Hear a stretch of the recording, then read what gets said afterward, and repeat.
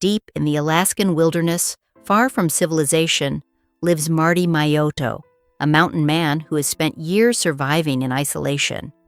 Known for his rugged lifestyle, Marty's winters are spent in a small one-room log cabin he built himself, living off the land and navigating harsh, unforgiving conditions.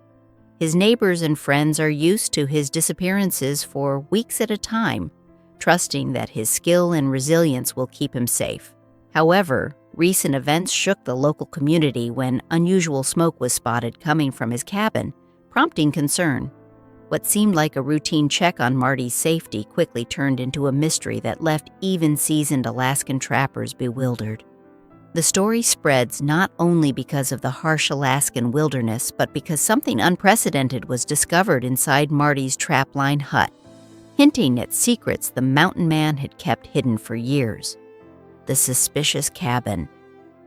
When two local trappers decided to check on Marty, they approached the small log cabin cautiously.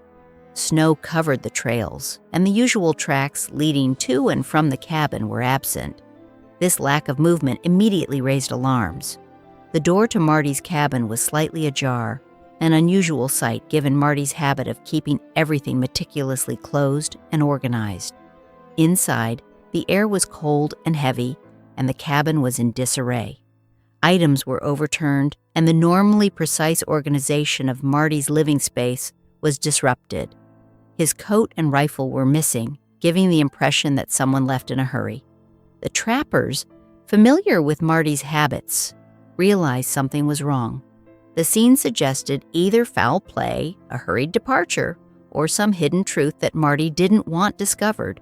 Their unease was compounded by the heavy silence and the feeling that the cabin itself was holding on to secrets. The first shocking discovery. As the trappers explored further, the eerie atmosphere intensified.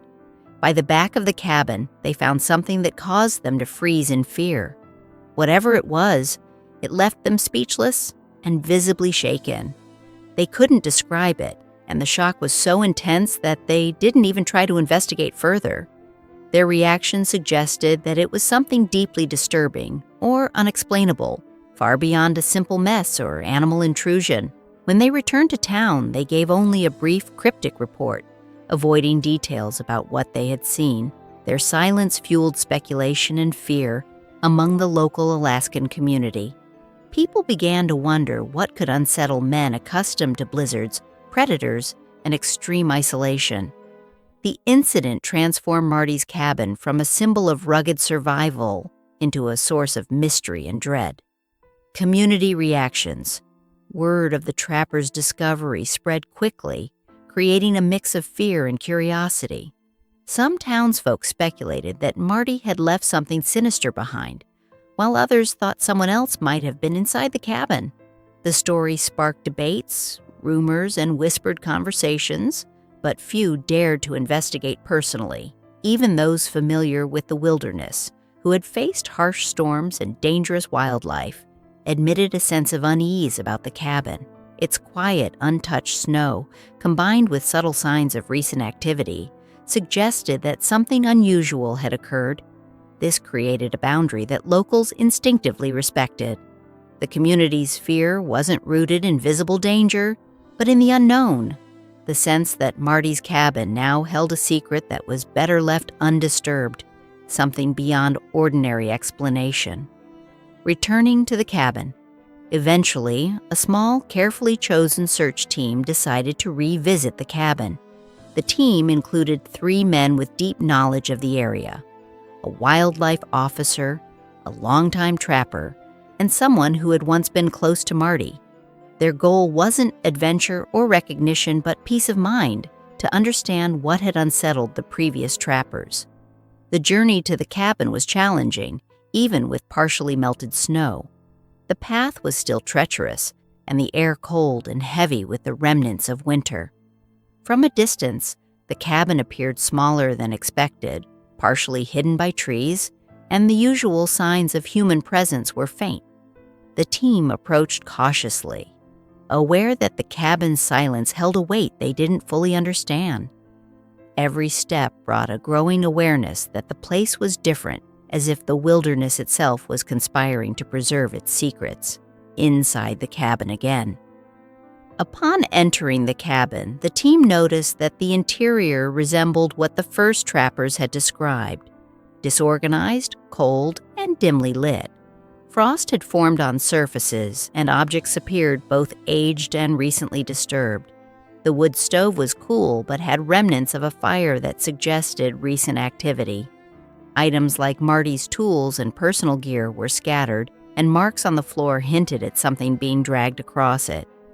One particularly unsettling observation was a piece of rope hanging from a beam, suggesting a hasty or unusual use.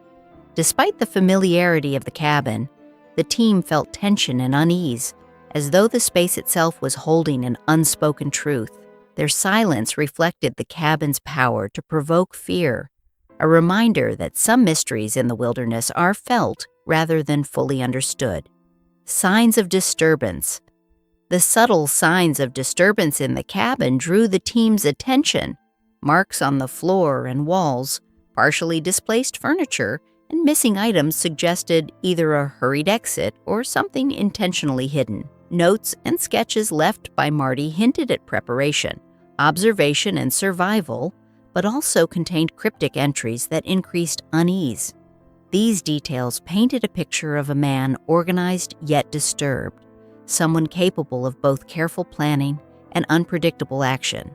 The team's experience emphasized that what they were dealing with wasn't just physical evidence, but psychological impact. The cabin was more than a dwelling. It was a snapshot of mystery, fear, and isolation, leaving the searchers to grapple with what they saw and, more importantly, what they felt while inside. The power of silence. One of the most haunting aspects of Marty's cabin was the silence. Not just the absence of noise, but a heavy, almost tangible quiet that seemed to absorb all sound. Even those accustomed to the Alaskan wilderness felt an unusual weight upon entering. Conversations ceased, movement slowed, and the air felt charged with the unknown.